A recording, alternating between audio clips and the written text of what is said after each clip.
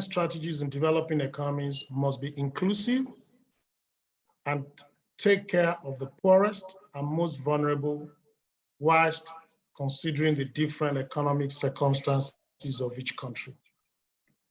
In changing consumption and production patterns, there must be a conscious effort to reduce pollution, waste, etc., and increase the use of technology and enhance efficient energy sources in the process of this transformation.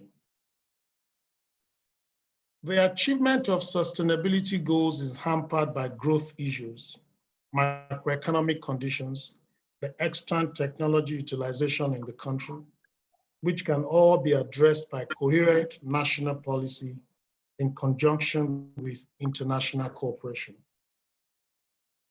The enabling environment for emerging economies such as ours requires for there to be conditions suitable for change. These include policies to accelerate growth by the government, local and institutional financing, local and international cooperation, as well as a will to encourage green public and private investment projects. The debt crisis in emerging markets currently, along with the impact of COVID-19 pandemic on economic activities, is driving governments to cut spending in the very sectors needed to drive the sustainability agenda. Housing, agriculture, and energy products, to name a few, require significant public spending at this time, and also investments to make an impact. And estimates show that developing countries would have to spend roughly 7 to 10% of their GDP to meet their SDG targets. This clearly shows the urgent need for further private sector-led investment, as government resources are inadequate to attain the various necessary SDGs. According to studies, companies that pursue sustainable development goals help both the environment and the economy, as they play a significant part in developing cost-efficient products and services.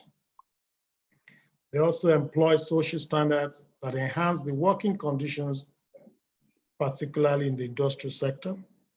They have an affirmative effect on customer acquisition and ensure that investors make these companies more accountable in their practices and operations.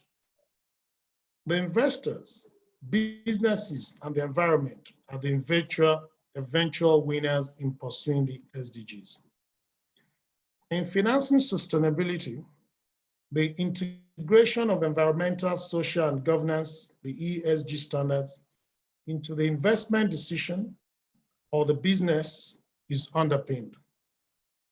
Sustainable financing, therefore, includes green bonds issuance, sustainable funds, microfinance, all impacting investment, to name a few.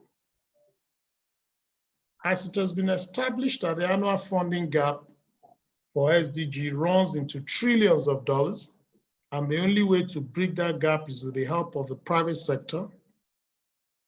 As we all know, the private sector is the provider of up to 90% of jobs, which is the most then effective way to alleviate poverty in developing countries.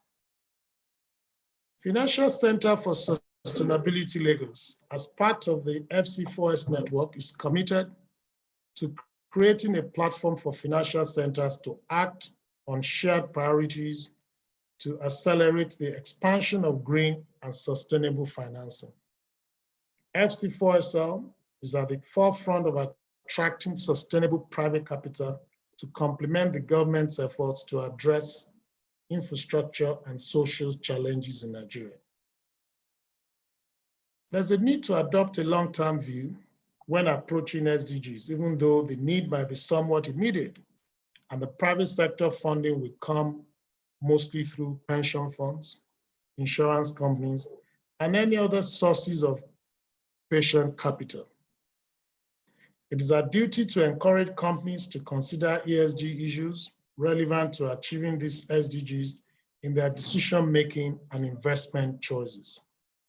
It is my hope that during these deliberations, with the caliber of panelists at this webinar, that financing investments with sustainability as the fore will become the norm in ensuring that in the pursuit of economic prosperity, preservation of the environment, and addressing issues of inequality will become standard criteria that are jointly addressed.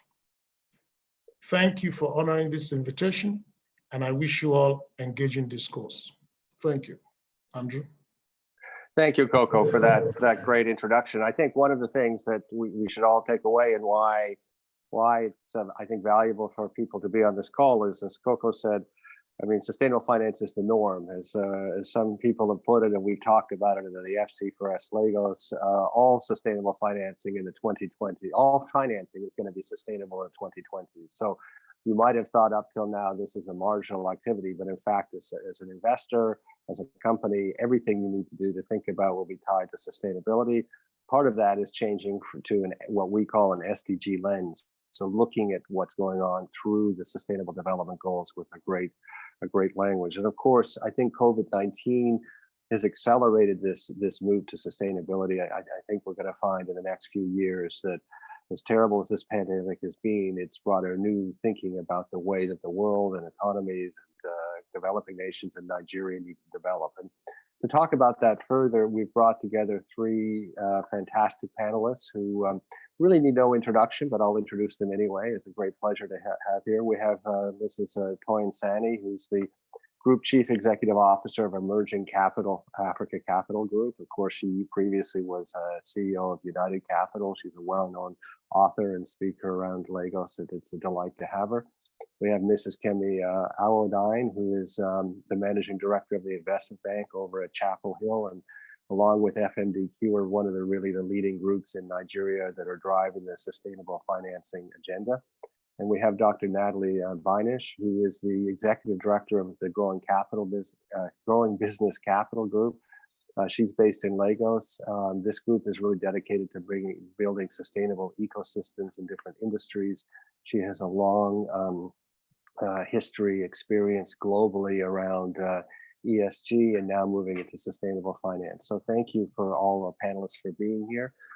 We're going to have each panelist speak for sort of 5 to 7 minutes, their perspective on our topic today, which is sustainable finance, and particularly the concept of portfolio diversification. So sustainable finance is going to be part of every investor's portfolio in different forms, many different forms that Coco talked about a few minutes ago. On that. So they'll speak for 5 to 7 minutes.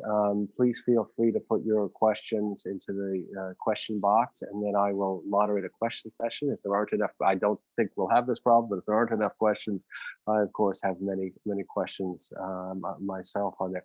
So I'd like to start with Toyin Sani. As I said, we're really delighted to have her to give her perspective on the topic for the day. Toyin, over to you. Thank you very much, Andrew, and thank you to FC4S Lagos for this initiative, and of course to the sponsor, FMDQ. And it's really great to be on this panel and to speak alongside very knowledgeable participants. And for me, the very interesting thing about sustainable financing is that prior to now, the feeling in investment cycles was that this is, as it were, a nice to have, and it's really about, you know, being doing what is right and what is good. And these are still relevant considerations. But I think because of the impact of COVID-19, because of the reality that is dawning on everybody, that macroeconomic factors and globally relevant factors can actually take center stage in economic considerations for countries. It is making it very apposite to now say that sustainable financing must be a lens and a viewpoint that we must have even as we consider all our investments and financing decisions. So I am very excited that we're talking about portfolio diversification.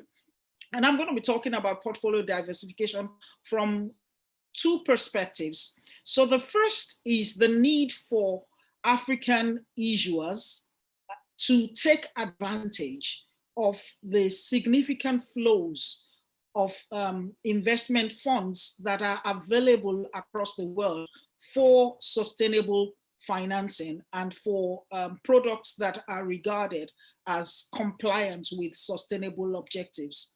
Now, whilst Africa is only responsible for about 4% of the carbon footprints across the world, unfortunately, Africa actually bears the brunt, a significant proportion of the hazardous impacts of climate disasters across the world. So it becomes important from the perspective of enlightened self-interest for African markets, such as Nigeria and specifically Lagos, to become a part of the solution to the problem that impacts us significantly. Now, what are the considerations that I think we should, look at today? We want to look at the macroeconomic and political developments and what are their respective implications on the investment climate for us. How can we as operators influence this macroeconomic environment favorably towards sustainable financing? Now, what should be our role in taking advantage of the investment opportunities? Clearly, Emerging Africa Capital, and as indeed Kemi Awoden's company, we are issuing houses in this market. And one of the things that becomes important for us is to innovate products that become, as it were, receptacles for the available funding for sustainable finance. And the more we are able to innovate these products, the more we're able to persuade issuers to look at, solutions, such as green bonds, such as sustainable funds from our asset management part of the business. Then the more we are relevant and the more we have sustainable relevance. And the point that Andrew has made is that going forward, 2020 forward, practically all funding, all financing at the end of the day is going to be geared towards sustainable objectives. Personally, I sit on the investment committee of a fund that was initiated by the African Development Bank, which is the Off-Grid Energy Fund, financing energy inclusion across Africa. This fund is targeted largely at renewable funding solutions. Now, we need more solutions like that. And I think that if we can, come up with interesting investment vehicles that are focused at, and not just the energy space, but practically the agricultural space, for example, speaks to the zero hunger SDG 2.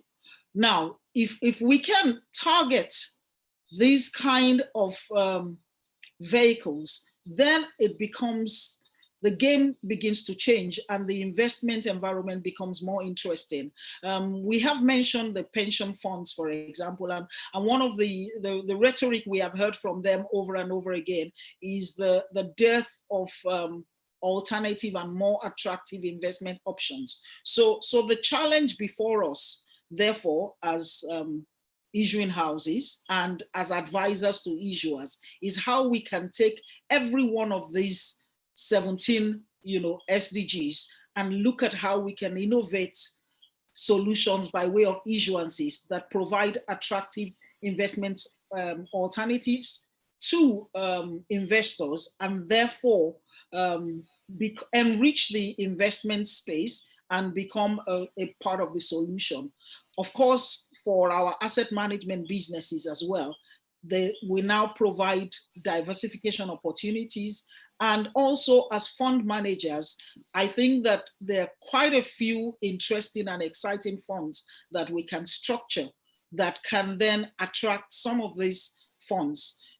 In rounding up, I don't know how well I'm doing with my 5 to 7 minutes, but I also say that stimulating a domestic market, stimulating interest in the domestic market will become a critical part of what we need to do. And if we succeed at doing this, then it becomes because typically international investors want to invest where they see a well-established domestic market. Thank you. Thank you, Toyin. I mean, I think just looking at my notes here, just a few things that we should all take away from that. I mean, while Africa only has 4% of the world's carbon footprint, we are suffering disproportionately from climate change, climate emergency. But there are flows out there, and to the extent that African and Nigerian businesses can structure to tap into SDG bonds, to tap into green bonds, that's where the capital is going to come from to make this transition to a sustainable economy and sustainable environment. And of course, the issuing houses have a huge role in here in helping the issuers, and helping the bridging to the investors, and kind of some product innovation that we need to see in this market. So let me turn to Kemi. I mean, Kemi, you and Chapel Hill Denver have been right at the forefront of this movement over the past number of years in Nigeria. How do you see the landscape? What is the advice that you are giving to the issuers, giving to the asset managers on the other side, and what are you doing to help bridge the gap to create a market in these kinds of instruments? Thank you very much, Andrew, and thank you to FMDQ and PwC. FC4S, I think, will continue to drive sustainable finance, and the initiative is most welcome. I think in terms of portfolio diversification, I'd like to start from, our domestic markets, where we have the pension funds who have about 9 trillion of funding that is available for investment, sustainably. I think one of the things that we need to begin to explore is the fact that there are no policies that compel this narrative. So we find that the primary objective that drives investment decisions obviously is the risk-reward matrix. But beyond the risk-reward matrix, I think it's important for us to look at both the SDGs and the ESGs. Now, I think in this new normal, and given the impact of COVID, there is a big case to be made for us to drive more ESG considerations in our investment decisions. Now, how does that work in terms of portfolio diversification? If we think of issuances that are possible, and we think of a landscape where we're driving the environmental narrative, we're driving the social impact narrative, and we're driving the governance narrative, then there are many products that are available. One of the things that you would hear investors speak about is that we don't have scale. So whereas we have a number of initiatives in pockets, so you find people doing things environmentally, you find people doing things maybe in the transportation space, you find people doing things in the renewable energy space, but we don't have scale. And sometimes some of these operations are looking for $5 million, $2 million, and we find that people want to make investments of $10 million and upwards. So I think it's important for us to also be able to maybe harness the opportunities and try and group them together, and then have issuances on the back of some of those initiatives. I think also that there's an opportunity for funds to be established that aggregate the flows from some of these opportunities in this new normal. And using what's happening in Lagos at the moment with the rains, we see that there's been a lot of environmental degradation, and yet still no one entity can harness the opportunity there. I think there's also an opportunity for a lot of these private initiatives to partner with governments because government has the opportunity to implement policy that can aggregate the flows. So we all pay a token, or we pay a fee for collecting garbage, we pay a fee for transportation, something, and that is then aggregated in some sort of securitization structure that is attractive to investors and provides the scale that those initiatives need. I think, in rounding up, that we definitely have to first recognize that when we are able to collaborate and to able to pull together, what will impact the environment? How does it impact socially? Because it then provides jobs. It improves our way of life. It creates opportunities for people. And what's the governance? How will that money be outflowed to be able to achieve the objective that has been set? When we marry all those things, we would then find that the sustainability of the finance, will continue to come into our domestic space and will expand the orbit of both the investor class and the opportunities that are available. And I think, whereas people may have the mentality of wanting to go it alone, they then are able to recognize that scale is important. And you then find people being a bit more collaborative in implementing their ideas. I think I'll just stop there for now.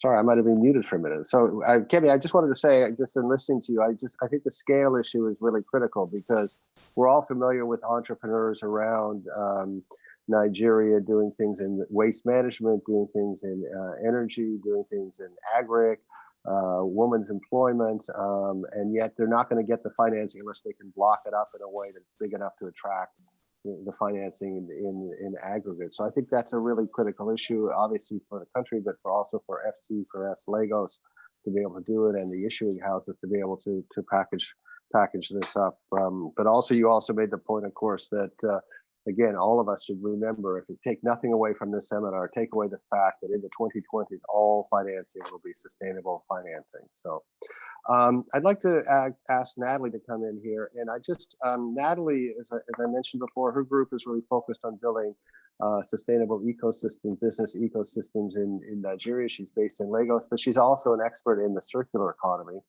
And I think people will be very interested to hear what you're doing to build these ecosystems, and how you envision what is the circular economy and how that's going to impact us going forward. Natalie, are you there? Hi, yes. Yeah, so first, maybe I'll just make a few comments around the circular economy, but I might put that in the context of the discussion which Toyin and Kemi have sort of generated around sort of institutional coordination and the need, matching capital with the, the right kinds of investments effectively. So circular economy, if, put simply, is effectively a way of, structuring economic activity where there's no waste. What we're trying to do with the through growing business capital is facilitate the development of circular economy or accelerate the development of circular economy business models within Nigeria and Africa more broadly. What that means effectively is matching the needs and problems of large businesses, such as the sort of manufacturers, food and beverage companies, fast-moving consumer good companies within the West African context, to have problems around recycling, are trying to develop sort of bottle-to-bottle recycling facilities and need to fast-track that to meet their own global recycling commitments with emerging technologies and entrepreneurs, whether they're in West Africa or beyond. So what that would mean in practice is sort of fast tracking the development of local collection structures and matching that with technologies that could be made cheaply available in the Nigerian context. I think I also want to sort of just speak to some of my other experiences. I was, because sort of Kemi raised some really interesting points here around getting capital or motivating capital so that it's interested in, that it makes ESG investing or sustainable investing a priority. And I think that's a really interesting conversation. So I began my sustainable finance career at the Principles for Responsible Investment, where the entire premise of Principles for Responsible Investment is that it's the owners of capital, the pension funds, the insurance mutual funds that set the agenda for everyone else. They're considered sort of universal owners within globally. So they're the ones that set the agenda and then build the sustainable investment market across all kinds of asset classes. I think that was something that was interesting for me moving from Nigeria, because it was such a broadly, it was so instrumental in building the market. How the institutional sector within Nigeria was not that engaged in this topic. And still to this end, it's, the question is what kind of investments can be structured? I think that was the one issue around, again, creating the kinds of products that can meet the sort of risk profile of an investor, which is actually quite prudent. I think is really, really challenging. So it's amazing to hear that there's work being done on this in Nigeria. And I'm really looking forward to supporting in that development as well. I think in terms of structuring opportunities, again, as both Kemi and Toyin mentioned, trying to build structures which can facilitate the involvement or participation of more prudent investors is really, really challenging. Because a lot of the, kind of SDG related investments are quite risky, are kind of venture capital types of investments. And then speaking from an international institutional investor standpoint, just investing in Nigeria, from a ratings perspective, wouldn't be even permissible as well. So going back to what we're working on building these relationships or innovation programs within larger companies, it's sort of there's the potential to create products through a blended finance model where you maybe have larger companies making those venture capital investments, but then creating a investable product through some kind of debt raising issuance on the other side that allows more prudent investors to go in. So I think it's that creative working with different kinds of parties at the table to create new kinds of products that answer the needs of different kinds of investors, which is where we're really going to make headway in terms of meeting the SDG goals and growing the investment. As I said, I think from an institutional standpoint, globally, the amount of capital that wants to invest in this is endless. It's just about structuring the opportunity so that the risk, it can fit within the risk profile of those kinds of investors. Thank you, Natalie. I mean, I think it's interesting just listening to you, and we'll come back to it on the, sorry, looking at my notes here, but I mean, I think there must be an incredible number of business opportunities in Nigeria connected to the circular economy. And I'll ask you a little bit later to elaborate on that. I just want to remind people that we were taking questions. I'm going to go one more round with the panelists and then take some questions. There's already a very tough question from Kede. I see another question has come up here from Akawema, oh, very interesting questions. But just quickly before we go to the questions, I want to go back to Toyin and Kemi for a minute and talk about the role of the government in all this. I mean, for me, I mean, it's great privilege to be involved in the Financial Center for Sustainability Lagos. But the reality is that a lot of these financial centers for sustainability are actually government initiated around the world. In the Nigerian context, Coco stepped up with FMDQ, and essentially it's a private initiative. What role is the government playing in sustainable finance and creating the right sort of products and environment? What role should they be playing? What advice are you giving to the governments, both the local, the state and the federal government in Nigeria? So, Toyin, let's start with you, and then Kemi can answer, and then I'll go to some of the questions. Thank you, Andrew. And I must say that the role of government is critical. And I believe that a key part of our role, therefore, as private sector champions, would be advocacy with the government. Kemi mentioned earlier about policy and regulators having, as it were, a requirement for operators and banks to then begin to have a sustainability lens in reviewing investment obligations. Now, the fund I mentioned earlier, in which I am on the investment committee, the sponsoring development finance institutions clearly indicate the criteria for every investment to include, sustainability goals and certain standards that are minimum standards. So the first role that I see for government, therefore, is in having policies that will mandate a sustainability lens to certain types of investments in terms of size and tenor. I also think that there is room for incentives for government to provide incentives for sustainable investments. And I'm happy that we now have a situation in which hopefully the finance law will be reviewed on an annual basis. And one of the things that I think we should be motivating for is certain incentives that should be available for sustainable development, for sustainable financing.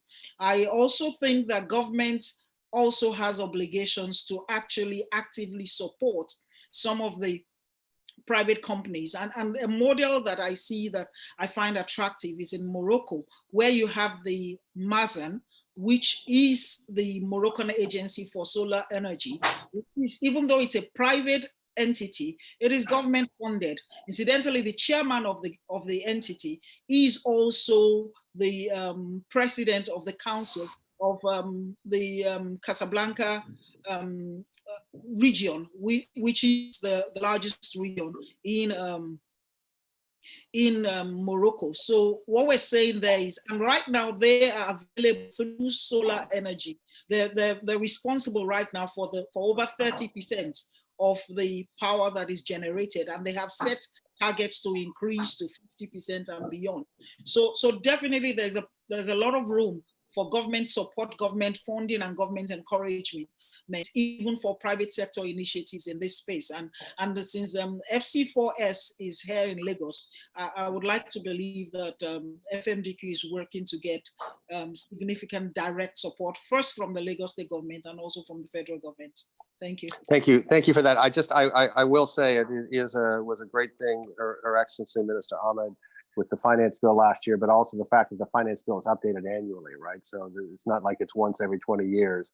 And I do know that she's very receptive to this thinking. So we need to make sure that we're inserting into the process. Kemi, quickly, do you have some thoughts on the government side of things and what the government is doing and should be doing in this area? And of course, and what you're doing to help the government do the right thing. Thank you very much, Andrew. So policy for policy's sake, I think will never work. It's policy and implementation. I will use, one example, the federal government green bond that we were involved in as lead issuing house for 2 rounds of issuances now. And I'll use the federal government green bond issuance as an example of how sustainable finance can drive ESG and how that can partner using policy in the private sector.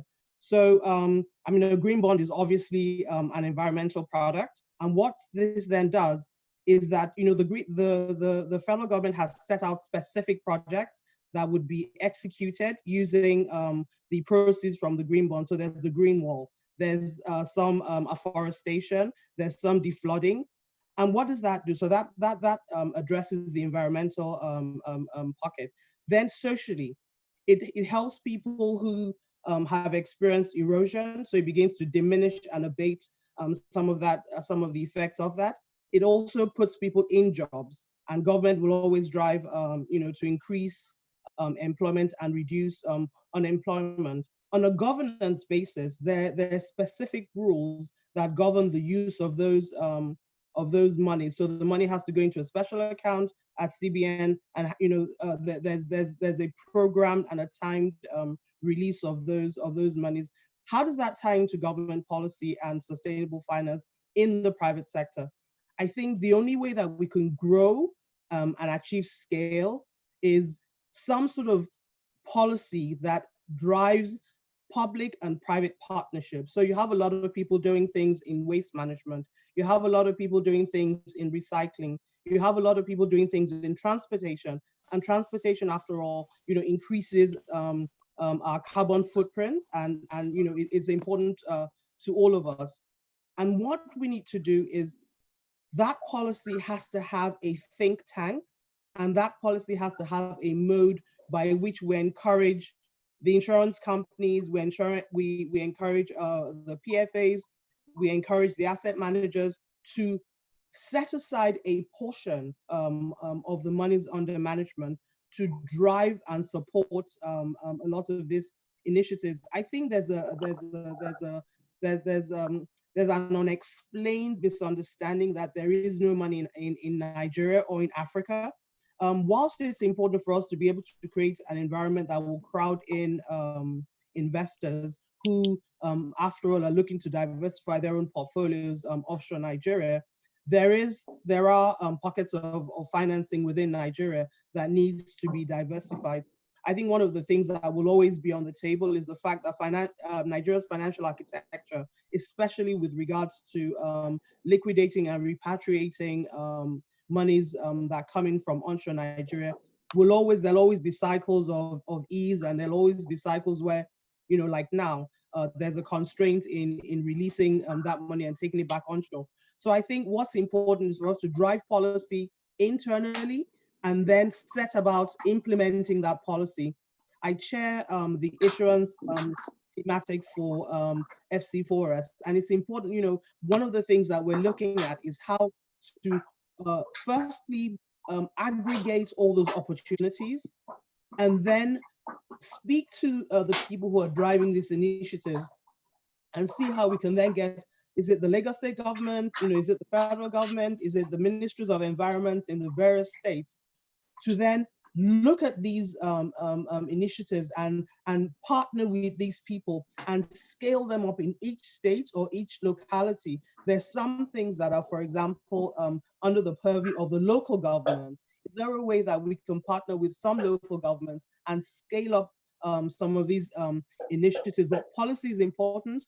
Implementation of that policy is important. And then just looking for those opportunities and bringing those opportunities, developing those opportunities, that they become, they then come to a stage where they are issuable securities.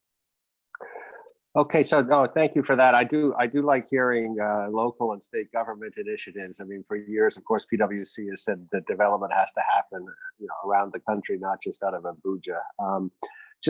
We have some great questions now, which I'm going to come to in 2 minutes, but I want to take those 2 minutes. Natalie, I want you to go back to the circular economy. I think people would like to hear a little bit more. This is such a critical concept that, you know, everyone needs to kind of understand it in around the world, and certainly in Nigeria. Can you take 2 minutes more and maybe give a few examples of from your vast experience about it, and then we'll go to the question.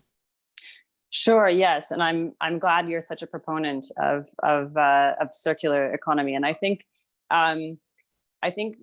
you know, there's two components of it. You know, there's a technological technological component to circular economy, which means, you know, innovation in in terms of materials, in terms of processes within a business. For example, if you're thinking about packaging, how to create packaging that is biodegradable, or as I said, recycling process that are optimized. So there's that component of it, which I think is extremely important. But then there's also the component, which is a business model and a mindset component. So I think when you look at circular economy from a business model standpoint, it's broadly the question of asking where there's waste that's or value, and looking at waste as value effectively, and trying to understand where that kind of value can be captured within a business. And if you look at your business value chain, it's looking at different components of it and how you can optimize it to create value from that waste. And I think again, this one thing that's really critical from the circular economy standpoint, which I think relates back to everything discussed about sustainable finance, is that it's highly dependent on a facilitative regulatory environment where that waste is priced. So whether it's carbon is priced, or whether you have things like the extended producer responsibility initiative, which is at the end of the day making manufacturers of large scale manufacturers responsible and accountable for the waste that the end use of their waste.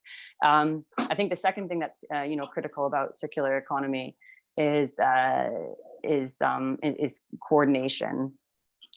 So the same types of discussions around coordinating between public and private coordination that happens within a sustainable finance context is really important. I think intersectorally and cross-sectorally from a circular economy standpoint, because so from a business model standpoint, you'd look at things like sharing platforms. Uber. Sorry, Natalie, let me just stop you there, because I think I apologize. I want to get on to the questions, because there's some tough questions. I can go on. No, I know you can go on, but so two key messages to leave from today: all financing is sustainable and circular economy, and we have our expert in Nigeria. So let me go to the questions quickly, sort of rapid fire things. Some tough questions here. So Kenny, I'm paraphrasing a little bit, and need to apologize to my friends that run VC firms here. But Kenny's question is pretty simple: is this really going to work in Nigeria? High interest rates, multiple exchange rates. Is sustainable financing really something that can matter to Nigeria in our investment? We're not even getting $3 billion a year in FDI as we stand today. So 30-second answer from all three panelists, starting with Toyin. I think it's not a 100-meter dash, but over time it can and it will work with commitment from all parties. And I also think that we have established that in the light of COVID-19, it's no longer just a desirable, but it's an imperative. So we do have to cross that bridge, and how fast we cross it will depend on all the players, including the regulators. Okay, not a 100-meter dash. All right, Kemi. So yes, it can work. I was talking about, we're talking about portfolio diversification. Not every aspect of your portfolio will be, at the top end of returns. So you start small. Tony has said it's not a 100-meter dash. You start small.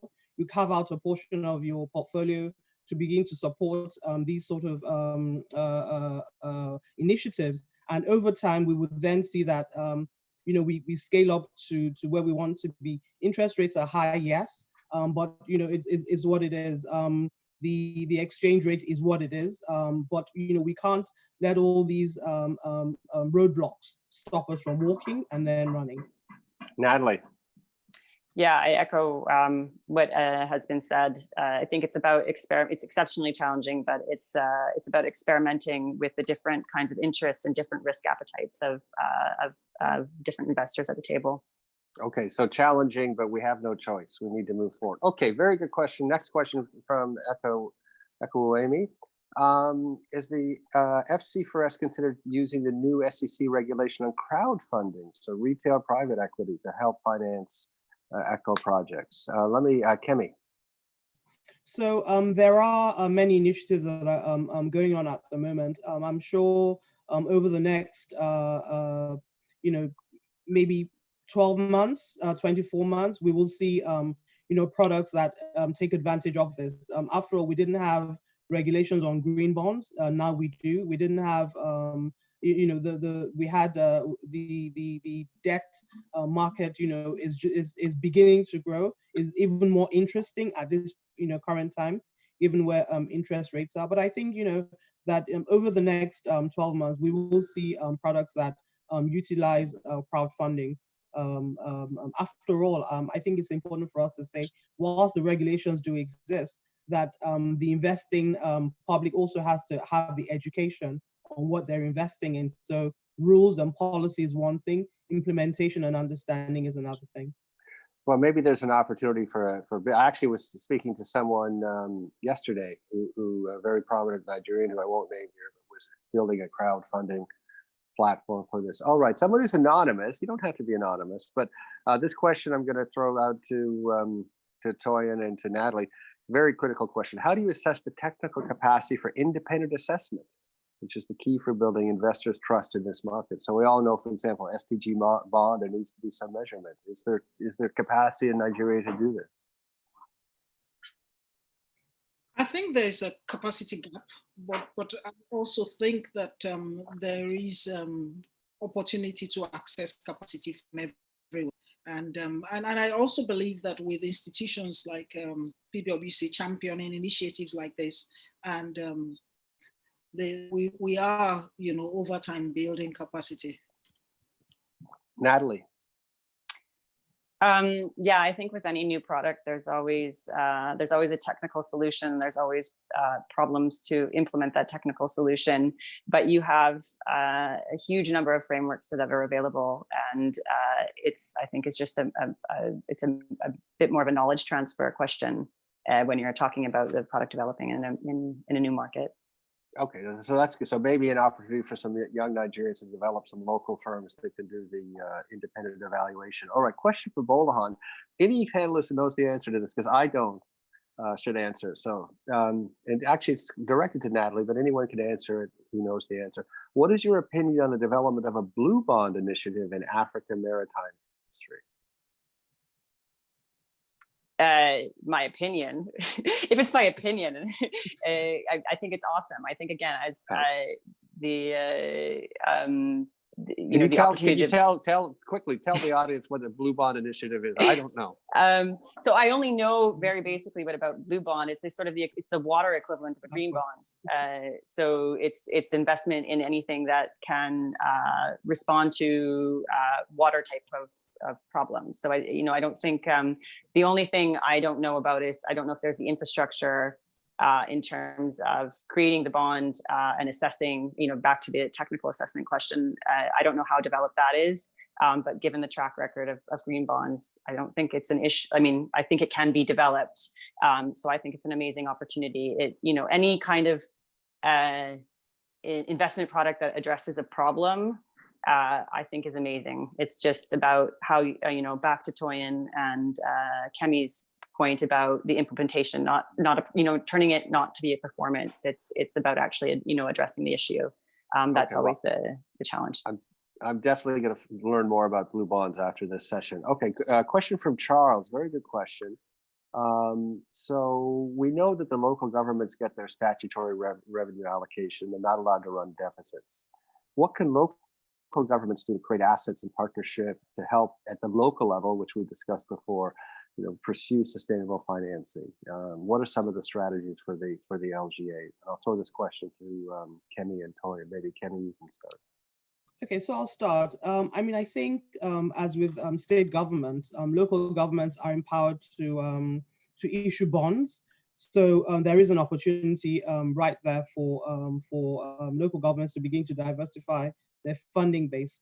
I think what needs to be done is for the local governments to understand what their financing is, and that then is a question of what sort of taxes are they at liberty to impose, and the regularity and the collectability of that of those income streams, because after all, that's what will be securitized and will be part of a security trust structure. So yes, there's an opportunity for local governments to advance on their financing. It's a question of structure. It's a question of understanding, and it's a question of sustaining those revenues.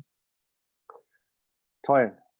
Yeah, I'm totally aligned with Kemi. So, and we have had municipal bonds in the past issued by Nigerian local governments. There's room to revisit the opportunities. So we need to ascertain the degree of autonomy and control that these local governments have, not just according to law, but in fact, over their own income, because over time they have essentially existed, really under the shadows of the state governments.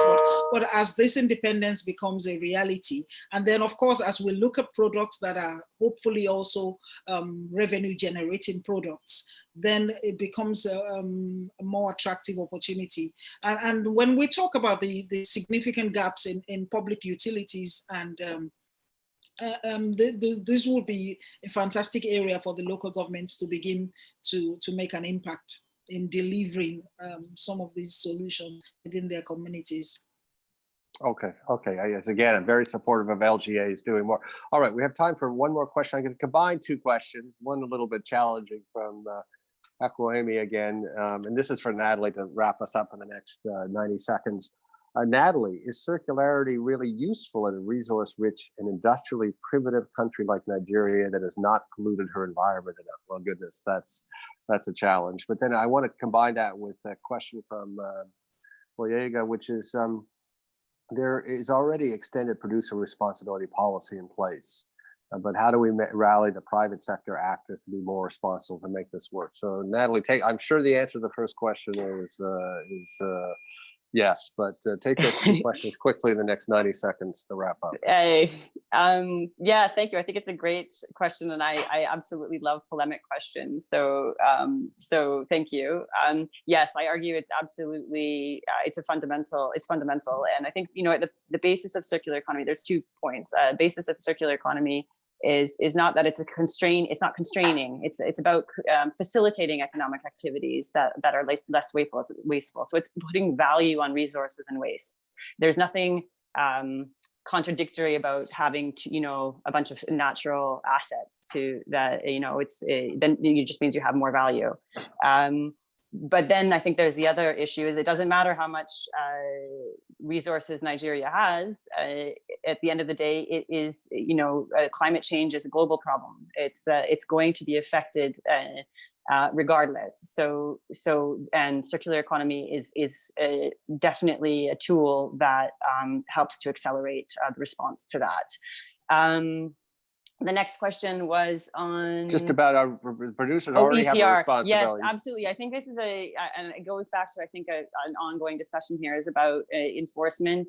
Well, there's 2 points: there's implementation and enforcement. So I think you do have an engaged community of businesses who are really thinking hard about how to do this. But implementation, you can create a rule, but how to set up the infrastructure to actually collect and monitor waste when distribution isn't, you have quite a significant informal sector distribution. You don't have the tracking systems that are established in Europe where this legislation came from to actually set up the infrastructure. You're going to see a lag there. And you also have to build up the capabilities of the regulators so that they know how to enforce more effectively as well. Okay, let me stop you there, Natalie. We're almost at the end of our time. I just thank you for the fantastic questions from the audience, and thank you for participating. And thank you so much to Toyin and Kemi and Dr. Natalie for fantastic panelists. I certainly have learned a great deal in this session. I mean, we're all new at all of this stuff as we move into the sustainability agenda. At this stage, I'd like to just turn it over to wrap up to my dear friend Emmanuel, who is the Executive Secretary for the Financial Center for Sustainability Lagos, to give a thanks and a closing vote of thanks, and perhaps even a prayer. Thank you so much. Thank you very much, Dr. Naveen. Thank you, everyone, for taking our time to participate in today's session. I believe that all of us have benefited from the deep knowledge and experience of our esteemed panelists.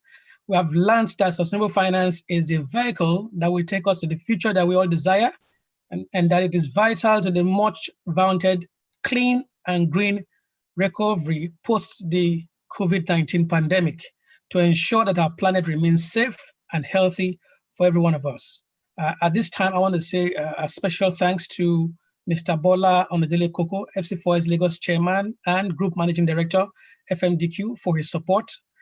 Thanks to my FMDQ colleagues, Uzamaka, Rosemary, and all of them who supported us at the background, especially the IT team led by Shola and Korede.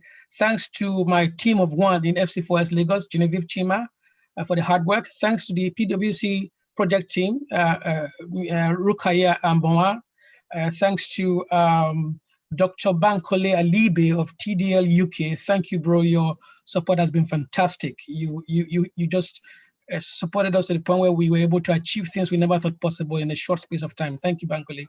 Thank you to Mrs. Kemi Awodayin, Mrs. Toyin Sani, and lastly and most especially, thank you, Dr. Natalie. We approached you at the last minute and you agreed to support us.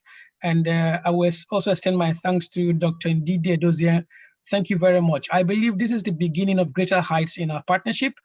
Thanks to everyone. I pray that every one of us will be around post-COVID to speak about how we're able to escape the dangers that existed.